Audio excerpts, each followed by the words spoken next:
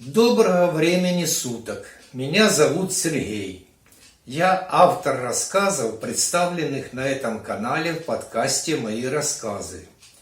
Каждое видео – это новая, законченная история, которая заставит вас улыбнуться, задуматься или заглянуть на привычные вещи под другим углом.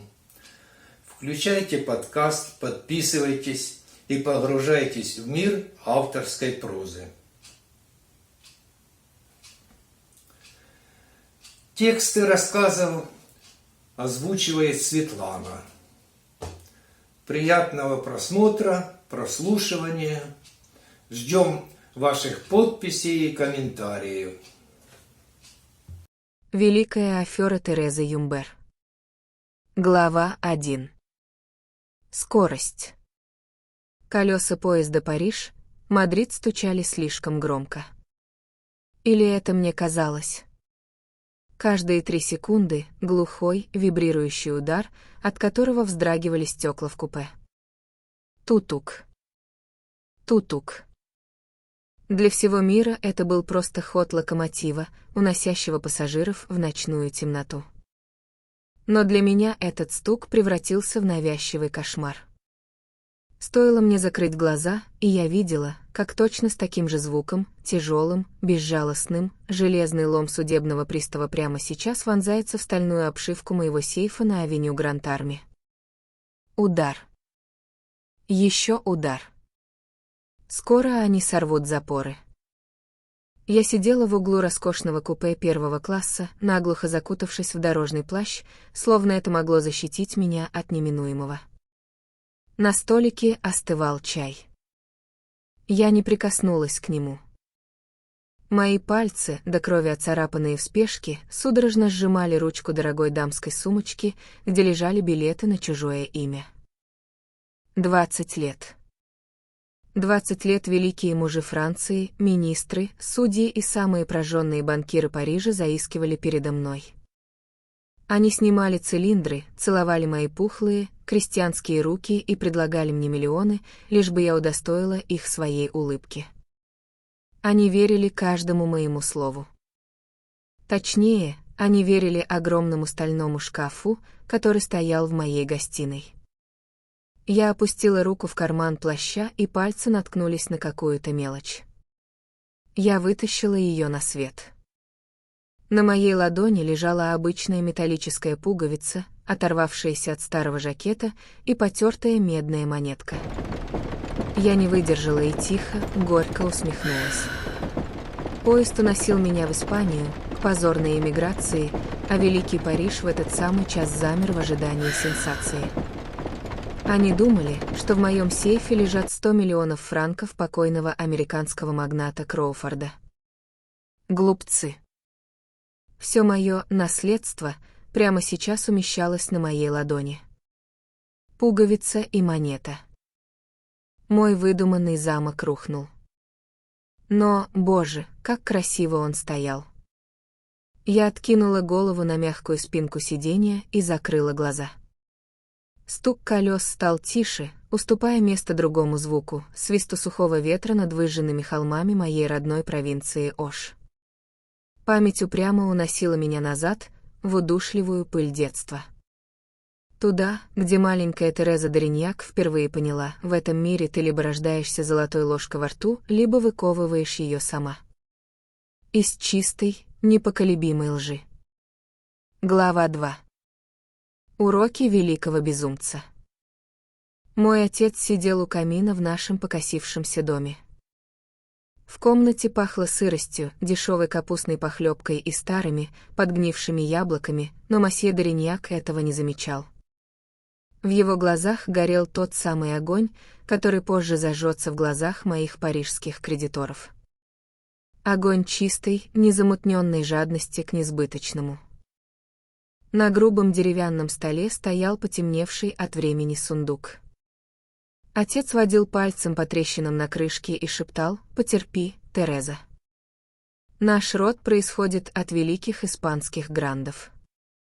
В этих землях, прямо под нашими ногами, зарыты сокровища предков.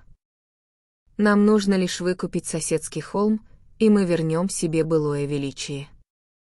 Соседи крутили пальцем у виска, когда он проходил мимо в своем рваном плаще, гордо вскинув подбородок. Они смеялись над ним. Называли его сумасшедшим фантазером и нищим гордецом. А я не смеялась. Я сидела на трёхновом табурете, смотрела на его бледное, вдохновенное лицо и впитывала главный урок своей жизни. Отец не был безумцем. Он был гением, который просто родился не в то время и не в том месте. Он научил меня великой истине. Реальность — это пластилин.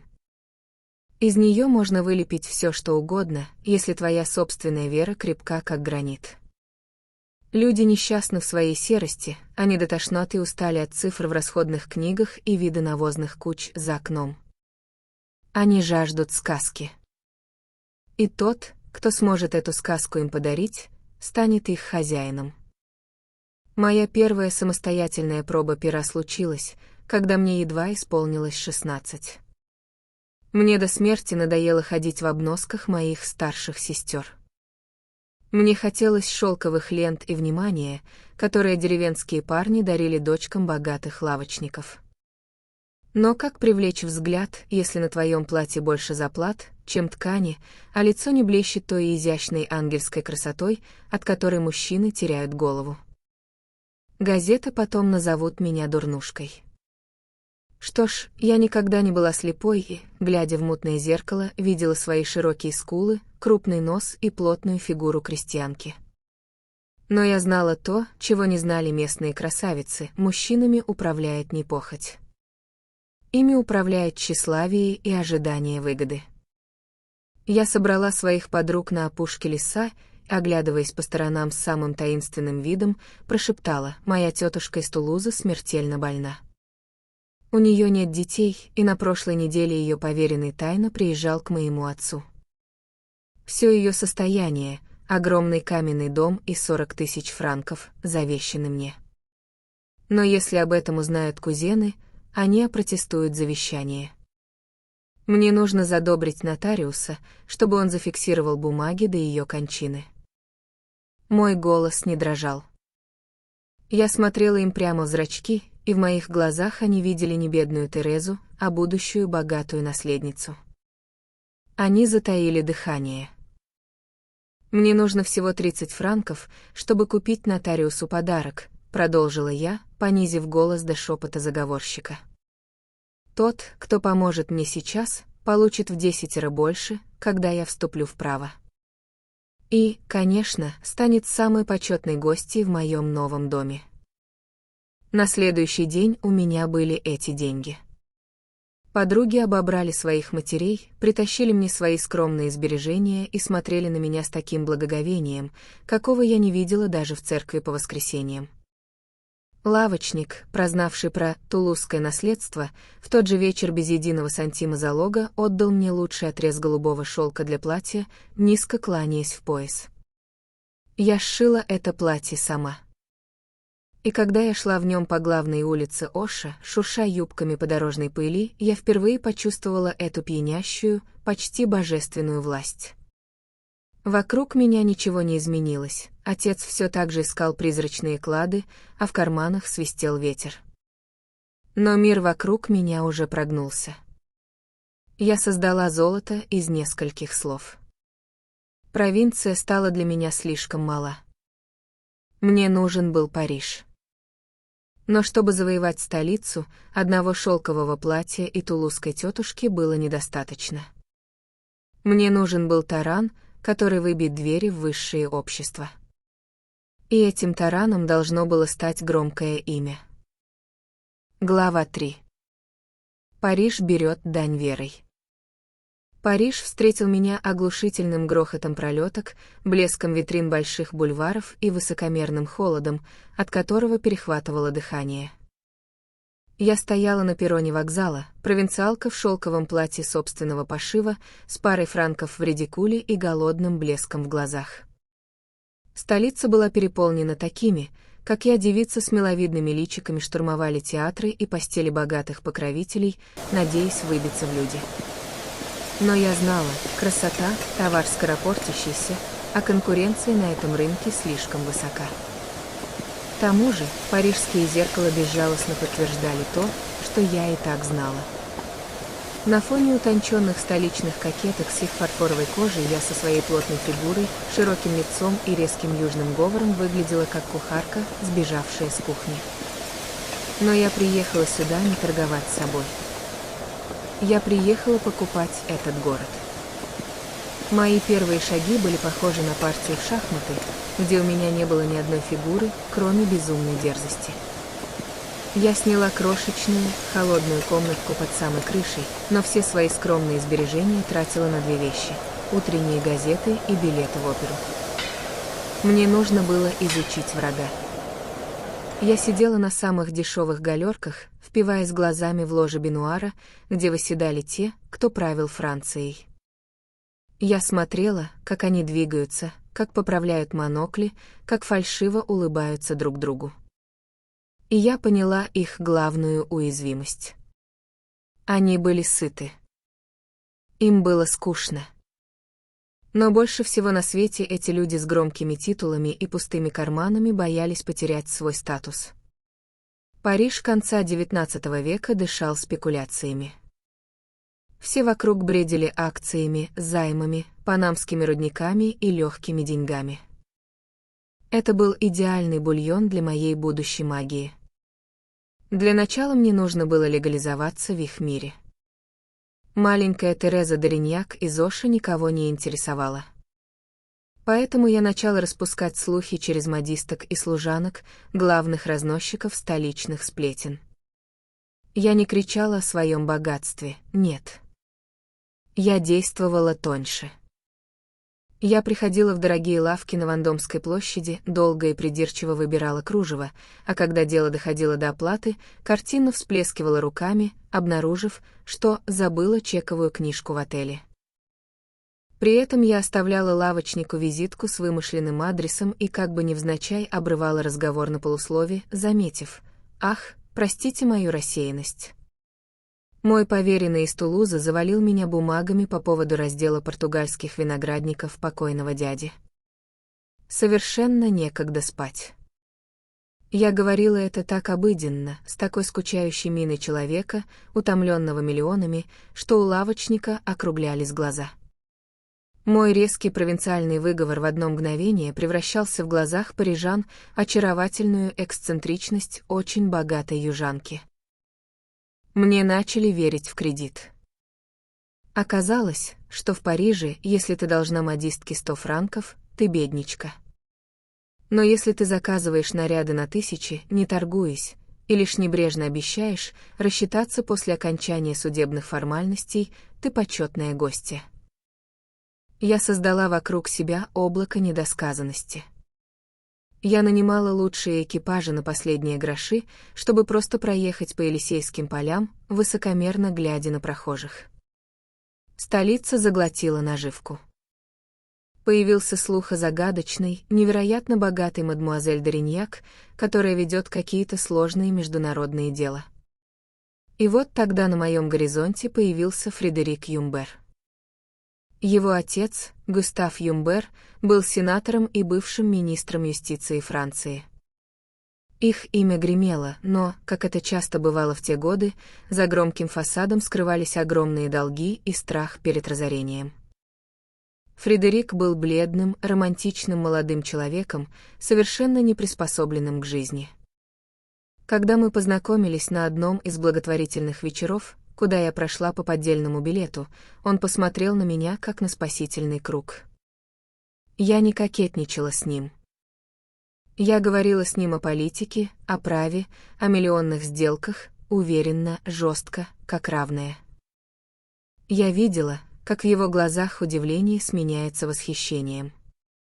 В мире фальшивых салонных кукол он встретил женщину-скалу.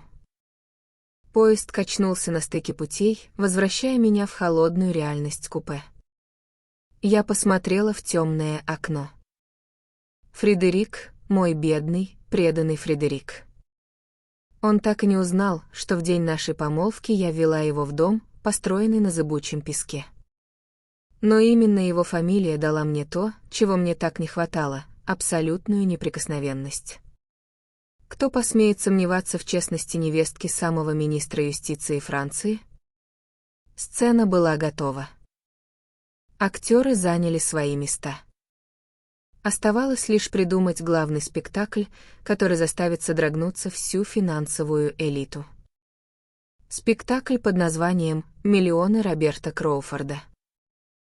Глава 4. Рождение призрака. Семья Юмбер дала мне имя, но они не дали мне денег. Зато теперь у меня был статус, который открывал любые двери. Пришло время разыграть карту, ради которой я и приехала в Париж. Карту, которая превратила бы меня из просто уважаемой дамы в некоронованную королеву французских финансов. Мне нужен был повод. Великий, неоспоримый повод для того, чтобы ворочать миллионами, не имея в кармане ни сантима. И я придумала его. Вернее, я создала его из того же воздуха, из которого мой отец когда-то строил свои испанские замки. Осенью 1879 года я вернулась из поездки в Тулузу и с заплаканными глазами, но с высоко поднятой головой поведала миру трагическую историю. В поезде я якобы случайно оказалась в одном купе с пожилым американским джентльменом по имени Роберт Кроуфорд. Ему внезапно стало плохо с сердцем. Весь путь я преданно ухаживала за ним, подавала лекарства и держала за руку, пока он не испустил дух. И, о чудо! Этот одинокий американский миллиардер, тронутый до глубины души добротой простой французской женщины, перед смертью изменил завещание.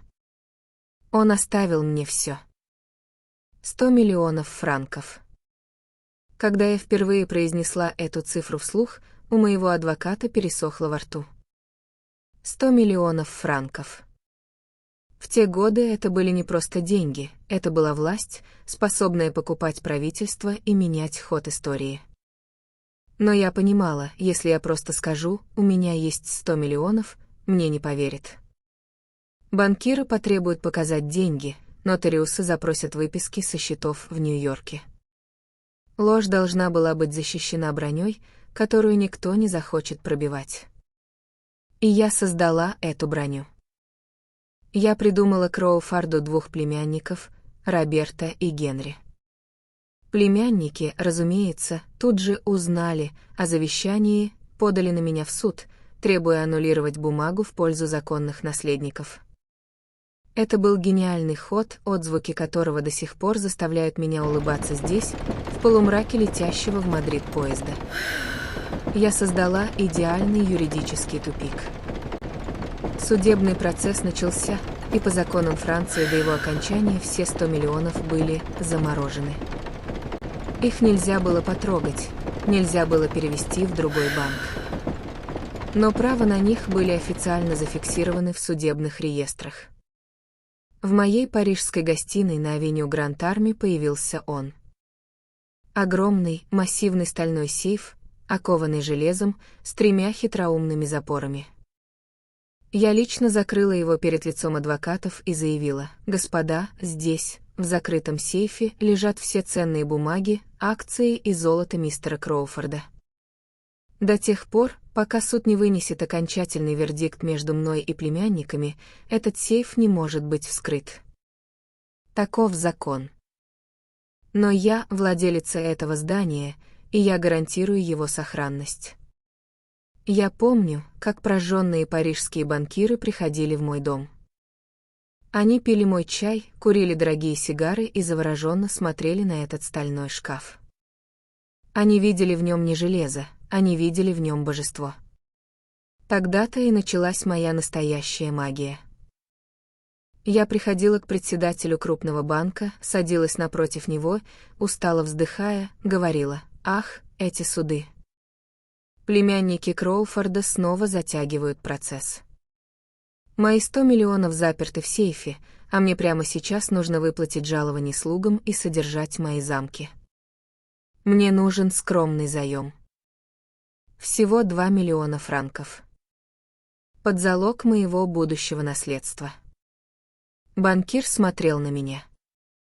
Он знал, что я невестка бывшего министра юстиции. Он видел судебные бумаги. Он знал, что за моей спиной стоит запертый сейф со 100 миллионами. И он улыбался, пододвигая мне чек, разумеется, мадам Юмбер. Для нас честь помочь вам. Разумеется, под небольшой процент. Они думали, что ловят меня на крючок своих процентов. Они думали, что наживутся на богатой наследнице. Жадность ослепила их. Они сами, своими руками, отдавали мне реальное золото в обмен на призрак, запертый в пустом железном шкафу. На эти кредиты я покупала новые поместья, загородные виллы, снаряжала яхты и устраивала балы, на которые стремился весь Париж. Чем роскошнее я жила, тем больше банкиры верили в мои миллионы. Это было колесо, которое я раскрутила на полную мощность. Я платила старые долги из новых кредитов, а разницу тратила на то, чтобы казаться еще богаче. 20 лет этот город танцевал под мою дудку. 20 лет я засыпала с мыслью, что завтра кто-то может оказаться умнее остальных. Но человеческая глупость и жажда наживы оказались прочнее любой стали. До тех пор, пока тучи не сгустились окончательно. Глава 5. Звенящая пустота. Поезд резко затормозил на каком-то полустанке, и меня бросило вперед. За окном проплыли редкие тусклые огни. Испанская граница была уже близко, а мой Париж, мой блестящий, обманутый Париж оставался все дальше позади, погружаясь в пучину самого громкого скандала столетия. Колесо моей фортуны крутилось 20 лет, но в 1901 году оно намертво встало. Кредиторы, которые раньше смиренно ждали у моих дверей, вдруг начали объединяться. Жадность — опасное чувство. Пока они думали, что наживутся на мне поодиночке, они молчали. Но когда сумма моих долгов перевалила за немыслимые десятки миллионов, до самых прожженных банкиров наконец дошло, что суды с племянниками Кроуфорда длятся подозрительно долго.